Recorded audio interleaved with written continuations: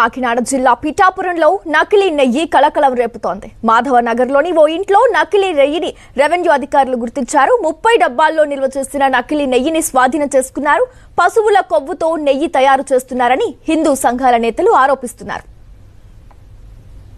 ఈ రోజు ప్రముఖమైన ఈ నెలంతా కూడా శివుడికి మహా ప్రీతికరమైంది. అలాగే గోమాత అంటే హిందువులకి అలాగే భగవంతుడు కూడా ఎంతో ప్రీతికరమైంది. కానీ మాకు వచ్చిన ఇన్ఫర్మేషన్ ప్రకారం ఒక హైందవ నాయకుడిగా మాకు వచ్చిన ఇన్ఫర్మేషన్ ఏంటంటే ముత్తి రోజుల కన్నా కార్తీక మాసంలో ఎక్కువ ఆవులను చంపుతారు. కారణం ఏంటంటే వీటితో గిరాకీ ఎక్కువ అంట. ఎందుకంటే ప్రతి దిక్కున కూడా ఈ ప్యాకెట్లు సరఫరా చేయడం, ప్రతి దేవాలయాల దగ్గర ప్రతి కొట్ల దగ్గర ఈ యొక్క కల్తీ ప్యాకెట్లు దొరుకుతున్నాయి. వీటితో భగవంతుడికి అర్పించి వాటితో పాపం చేస్తారు. ఈ రోజు కార్తీక మాసం, ఈ రోజు కార్తీక పౌర్ణమి. ఈ రోజు కార్తీక పౌర్ణమిలో ఎంత మంది హిందువులతో ఈ పాపం చేయించారని చెప్పి మనసు వెలవెల్లాడిపోతుంది. కాబట్టి సనాతన ధర్మాన్ని రక్షించే డిప్యూటీ సీఎం పవన్ కళ్యాణ్ గారు దీని మీద ఏ విధంగా స్పందిస్తారని చెప్పి హైందవులందరం కూడా నిరీక్షిస్తూ ఉంటామని చెప్పి తెలియజేస్తున్నాం. కాకినాడ జిల్లా పిఠాపురంలో నకిలీ నెయ్యి కలకలం రేపుతోంది. మాధవ నగర్లోని ఓ ఇంట్లో నకిలీ నెయ్యిని రెవెన్యూ అధికారులు గుర్తించారు.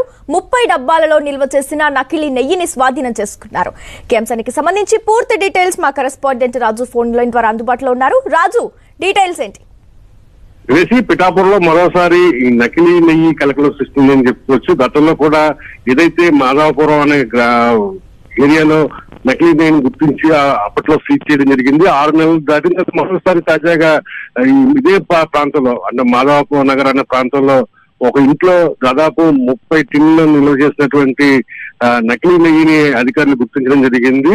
గత కొంతకాలంగా గుర్తించేప్పుడు కాకుండా ఈ వ్యవహారం నడుస్తుంది. అధికారులకు మామూలు ఇవ్వడంతో ఈ వ్యవహారాన్ని చూడనట్లు వదిలేస్తున్నారని చెప్పి కూడా హైందవ సంఘాలు విమర్శిస్తున్న పరిస్థితులు అయితే కనిపిస్తున్నాయి. తాజాగా ఈ మాధవ నగర్ లో ప్రాంతంలోని ఏదైతే పశు కొవ్వులతో ఈ నకిలీ నెయ్యిని తయారు చేస్తున్నట్లు తెలుస్తుంది. ముఖ్యంగా ఆ పిఠాపురం ఏదైతే మనకి అనేక పుణ్యక్షేత్రాలు అక్కడ ఉన్నాయి. పాదగైతో పాటుగా కుంతి మాధవ ఆలయ స్వామి, దత్తాత్రేయ క్షేత్రాలు కూడా ఉన్నాయి. ఈ ఆలయాలతో పాటుగా ఇతర ఆలయాలకు కూడా ఈ నకిలీ నెయ్యిని సరఫరా చేస్తున్నారు.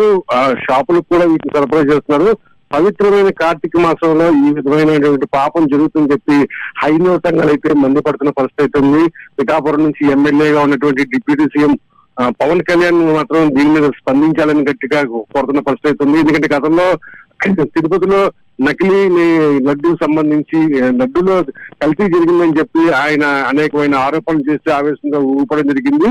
ఆయన సొంతంగా ఉన్నటువంటి నియోజకవర్గంలో ఈ విధంగా నకిలీ నెయ్యి తయారవుతున్నప్పుడు ఎందుకు మౌనంగా ఉంటున్నారు అని చెప్పి కూడా హైందవ సంఘాలు ప్రశ్నిస్తున్న పరిస్థితి కనిపిస్తుంది.